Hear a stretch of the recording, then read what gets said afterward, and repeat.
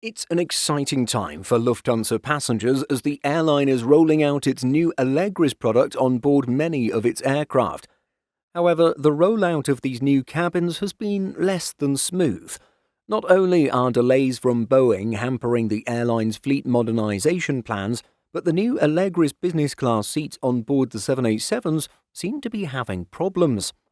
Let's explore this topic for today's video. It was in late December 2024 that German media outlet Spiegel reported the big problem with Lufthansa's Allegris business seats on its 787s. The US Federal Aviation Administration, or FAA, has been denying approval to the airline to use the seats. Built by Collins Aerospace, it appears the seats haven't yet passed crash tests, and without overcoming this regulatory hurdle, planes may not be delivered. Spiegel, at the time of its report, had noted that there were close to 15 finished Lufthansa 787s at Boeing facilities in South Carolina. The new seats had already been installed in 6 Dreamliners. The problem, however, is that a crash test in which the seats are exposed to loads of up to 16 times the force of gravity have not been successfully completed. In case it wasn't obvious, this type of testing is to ensure passenger safety in the event of a crash. The German website notes that it's quite a long shot for anything to be approved before summer 2025. Translated to English, the website states, "Even a scenario in which the seats do not receive approval at all is not considered to be excluded. Spore's managers are now considering bringing some of the planes to Frankfurt anyway. The unauthorized seats would then remain unoccupied."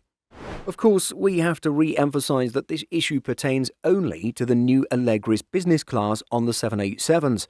Thus, the economy and the premium economy seating would be fully used.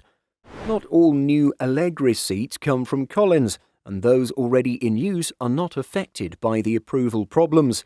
It's an embarrassing situation for Lufthansa, and it would be a horrible look if these aircraft entered service and operated flights with completely empty business class cabins.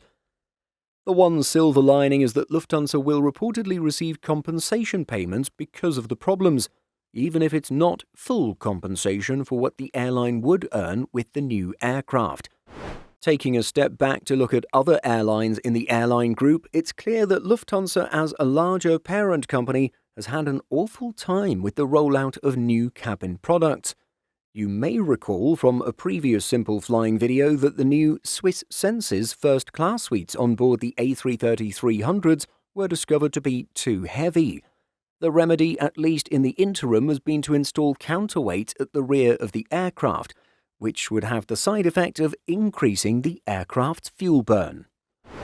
What are your thoughts on these cabin troubles? Let us know what you think by leaving a comment. In addition to our daily YouTube videos, Simple Flying publishes over 150 articles every week.